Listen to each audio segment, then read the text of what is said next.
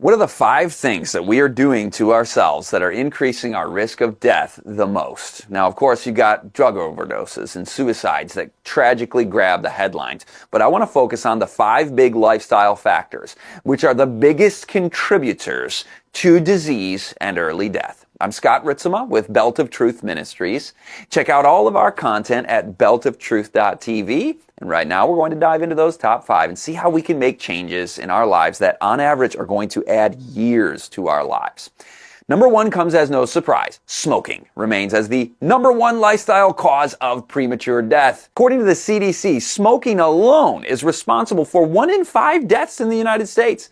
The risk of lung cancer, heart disease, stroke, respiratory illness skyrockets for smokers. Now, even if you don't smoke yourself, secondhand smoke can also increase the risk of these diseases. But the good news, quitting smoking at any age significantly reduces the risk for heart disease, cancer, and so on. And within just a year, your risk of a heart attack drops by half when you quit smoking. Now, here's where this gets interesting. Smoking is the number 1 lifestyle cause of death, right? But more life years are lost due to the number 2 leading killer. And so I guess really this should be number 1, and it's obesity.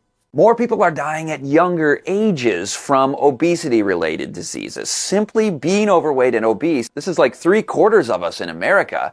Obesity increases the risk of heart disease, type 2 diabetes, many cancers, and more, as we all know. There was a study from the National Institutes of Health that found that obesity can reduce life expectancy by 10 years. But lest we forget the number 3 killer, alcohol. According to the CDC, alcohol-related deaths in the United States are about 100,000 annually. Now, we were all shocked about the 100,000 drug overdose deaths in a year just a couple years ago. And that is shocking, but this is happening year after year. And alcohol consumption is linked to liver disease, cancers, heart problems, fatty liver, cirrhosis, cardiovascular disease. Now, I want to transition to number 4, kind of fun here. You guess what number 4 is. So far we've had smoking, obesity, and alcohol. So check this out. You ready for it? The number 4 killer is actually chronic sleep deprivation. That is how essential for good health sufficient quality and quantity of sleep is. But 1 in 3 adults don't get enough sleep.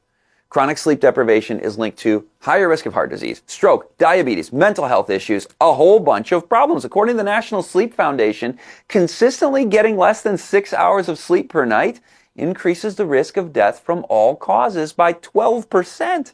Sleep deprivation affects our hormone levels. It increases inflammation. It can contribute to poor decision making. So prioritize that sleep. Aim for 7 to 9 hours per night, and that can have a significant impact on your overall health. Now, our last one, number 5, is physical inactivity.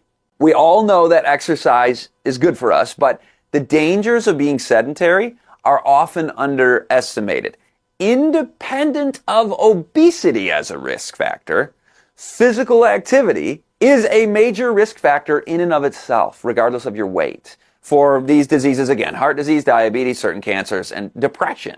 According to the World Health Organization, 1 in 4 adults is not physically active enough. Sitting for long periods not only contributes to that weight gain, that's number 2 on the list, or number 1, depending on how you look at it, but it's also a harm in and of itself.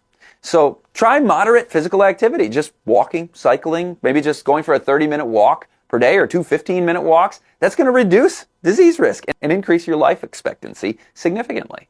So there you have it, these 5 lifestyle factors: smoking, obesity, alcohol, sleep deprivation, and physical activity. Those are the top 5 risk factors for disease and early death that are easily preventable. And so let's just start with some small changes, manageable changes, one after another, and you will snowball into a happy, healthy life. Quit smoking. If you're smoking, you can do it. You can gain the victory through Christ.